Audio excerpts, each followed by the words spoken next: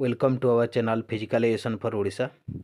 आज आम बॉक्सिंग विषय रे किछिटा शॉर्ट्स नोट्स देखिबा जोटा निहाती भाव में अपकमिंग एग्जाम पाई काम देव।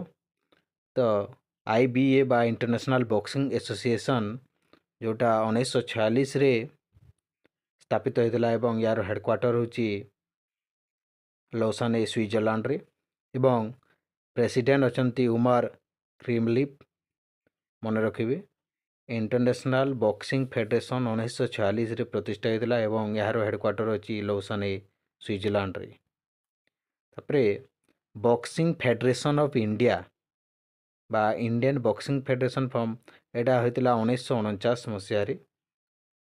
एटा होची तार लोगो एवं हेडक्वार्टर होची न्यू दिल्ली रे एवं प्रेसिडेंट अछंती अजय सिंह। मन रखु 1949 मसीह इंडियन बॉक्सिंग फेडरेशन स्थापित होता एवं हेडक्वार्टर होची यार न्यू दिल्ली। तापरे ओलंपिक रे एटा स्थान पाइतिला पुरुष मानकर 1904 मसीह एवं महिला मानकर 2012 मसीह एटा स्थान पाइतिला ओलंपिक रे। प्रथम अर्जुन अवार्ड विनर होचंती एल बडी डी सौजा एवं प्रथम द्रोणाचार्य अवार्ड विनर होचंती ओम प्रकाश भरद्वाज। मन रखुबी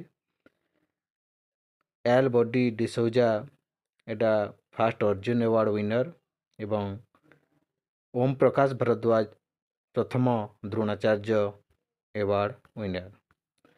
तो एटा होची बॉक्सिंग रो जो रिंग तेरे दो मिनिमम 16 फीट एवं मैक्सिमम 20 फीट रहिबो एवं हाइट ऑफ रिंग जो हाइट अच्छे तार मिनिमम 3 फुट रहिबो एवं मैक्सिमम 4 फुट रहिबो एवं जो रोप रहे साइड को तार थिकनेस 4 सेंटीमीटर रहिबो। तो बॉक्सर ऑल्सो नोन एज प्यूगिलिस्ट। तो यहाँ भी गोटे इम्पोर्टेंट क्वेश्चन जोटा कि प्यूगिलिस्टिक जोटा बॉक्सर मान को कहा जाए थाए। एतला बॉक्सिंग विषय रे गोटे शॉर्ट्स नोट्स।